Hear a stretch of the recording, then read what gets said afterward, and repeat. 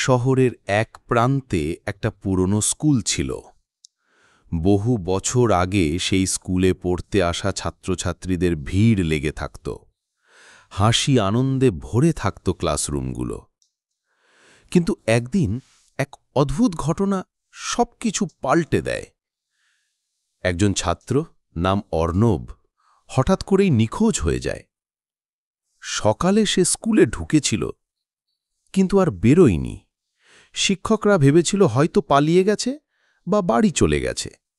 কিন্তু অর্ণব আর কখনো ফিরে আসেনি। তার পরিবার আজও জানে না ছেলেটি কোথায় হারিয়ে গেল। এরপর থেকে স্কুলে নানা অদ্ভুত ঘটনা ঘটতে শুরু করে। রাতে প্রহরেরা শুনত করিডোরে কারো হেঁটে যাওয়ার শব্দ, অথচ আলো জ্বালাতেই দেখত ফাঁকা। ক্লাসরুমে টেবিল চেয়ার নড়তেও নিজে নিজে। ব্ল্যাকবোর্ডে হঠাৎ সাদা চক দিয়ে লেখা দেখা যেত, আমি এখনো এখানে আছি। ভয়ে একে একে সবাই স্কুল ছেড়ে দেয়। শেষমেশ স্কুল বন্ধ হয়ে যায়। বছর 10 পরে কিছু যুবক অলৌকিক রহস্য অনুসন্ধানকারী দল হিসাবে জায়গাটিতে ঢোকে। তারা শুনেছিল গল্পগুলো, কিন্তু বিশ্বাস করত না। Camera, torch light, sound recorder নিয়ে তারা রাত 12টার পর স্কুলে ঢুকল। প্রথমে সবকিছু শান্তই ছিল। তারা মজা করে বলল, আরে কিছুই নেই এখানে, সব গুজব। কিন্তু হঠাৎ করিডোরের শেষে একটা দরজা খটখট শব্দ করে নিজে থেকে খুলে গেল। তাদের মধ্যে একজন ভয়ে টর্চ ফেলেই দিল।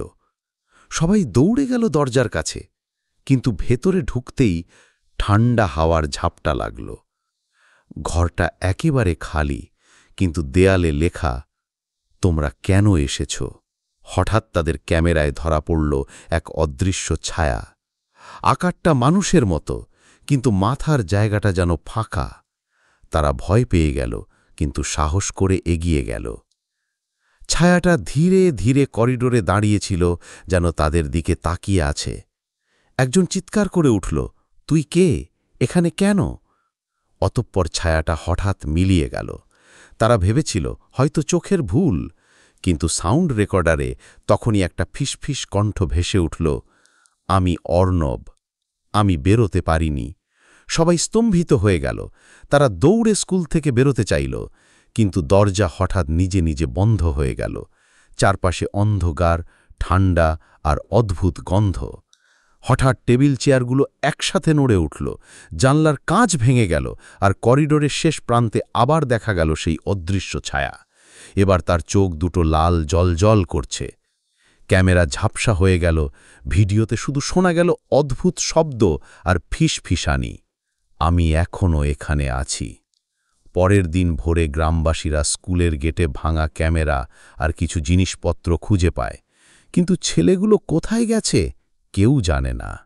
আজও যখন রাত 12টার পর কেউ স্কুলের সামনে দিয়ে যায়, তারা শপথ করে বলে, করিডোরের ভেতর থেকে কারো ছায়া দাঁড়িয়ে থাকতে দেখা যায়, আর কান পাতলেই শোনা যায়, আমাকে মুক্তি দাও।